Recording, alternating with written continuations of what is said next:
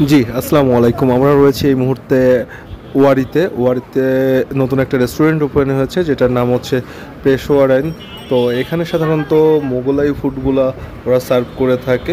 আর আজব আজব এক একটা নাম দিয়ে যে কাবাবে মাখন আলা অ্যান্ড দেন যাক, নামগুলো খুবই সুন্দর। এটা হচ্ছে তার ভিতরের পরিবেশ, আমি ততটা ভালো মতো দেখাতে পারছি না। বেসিক্যালি আমরা যে খাবারগুলো অর্ডার করেছিলাম, সর্বপ্রথম যেটা দেখাতে যাচ্ছে সেটা হচ্ছে গার্লিক বাটারের নান। এটা নান যদিও বলছে, তবে আমি না কী টাইপ নান আমি বুঝে উঠতে পারছিলাম না।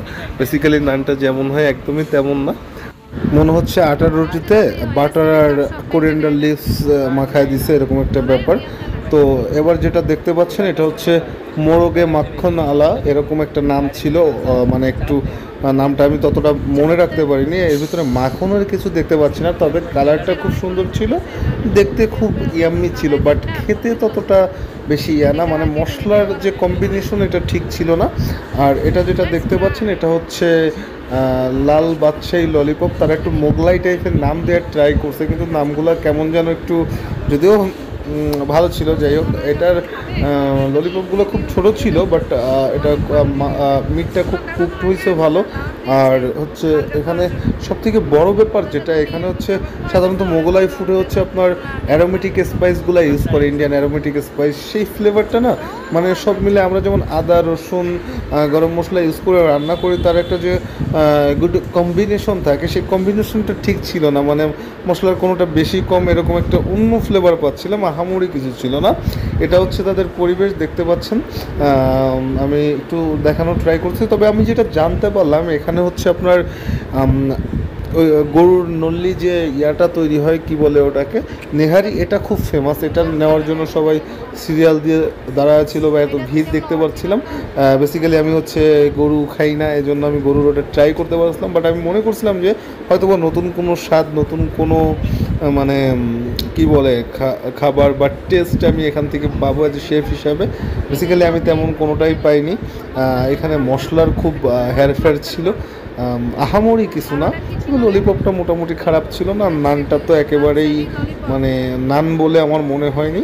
যাই হোক, তো আমার সাথে যে ছিল, চলেন তার কাছ থেকে একটু জেনে আসি, মানে তার কি চিন্তা ভাবনা বা তার কাছে কেমন লাগলো খাবারটা। আমরা আজকে আসছি পেশোয়ারাইন ওয়ারিতে। এখানে আমরা গার্লিক নান আর বাটার নান নিচ্ছি। নানগুলো ঠান্ডা হয়ে গেছে, খাওয়া যেতেছে না। আর এই নানের যে ওয়েট, মানে থিকনেস, এটা মনে হয় পিজার থেকেও বেশি চিকন। এটা আসলে আটা রুটির মতো লাগতেছে আমার কাছে, নানের থিকনেস নাই। আর এখানে আছে, এটাকে দেখাও, মোট মাখানওয়ালা, যদিও এখানে আমি মাখনের কিছু দেখতেছি না, মনে হইতেছে না মাখনটা নিচ্ছে।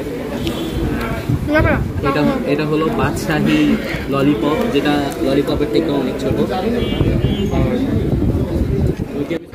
সে বেসিক্যালি বলতে চাচ্ছিল যে নানটা হচ্ছে তার কাছে পিজার ব্রেডের থেকেও বেশি পাতলা লাগতেছিল, আটা রুটির মতো লাগতেছিল, মানে খুব থিকনেস খুবই কম। মানে সাধারণত নান যে একটা ফোলা বা একটা মোটা সফট একটা ব্যাপার থাকে, সেরকমটা নাই। আর হচ্ছে যে মোরগে মাখন আলা, সে তার ভিতরে কোনো মাখন পাচ্ছিল না। নামটা কেন দিচ্ছে শিওর জানি না, তবে তার কাছে ললিপপটা সেটা যে বোঝালো খুব ভালো কুকড হয়েছে এবং খুব ভালো টেন্ডারাইজ ছিল, মানে ম্যারিনেশনটা খুব ভালো হয়েছে, খুব সফট ছিল। এবং তার কাছে যে সসটা দিছে, গ্রিন সস যেটাকে বলে, ওই ইয়ার সঙ্গে হয়তো বা পুদিনা লিভস আর কোরিয়ান্ডার লিভস, দেন লেমন ইয়োগার্ট দিয়ে যে সসটা বানাইছে, সেটা খুব ভালো লাগছে তার কাছে।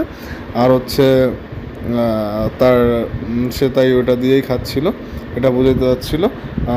যাই বলেন, সে খুব খাচ্ছিল মোটামুটি।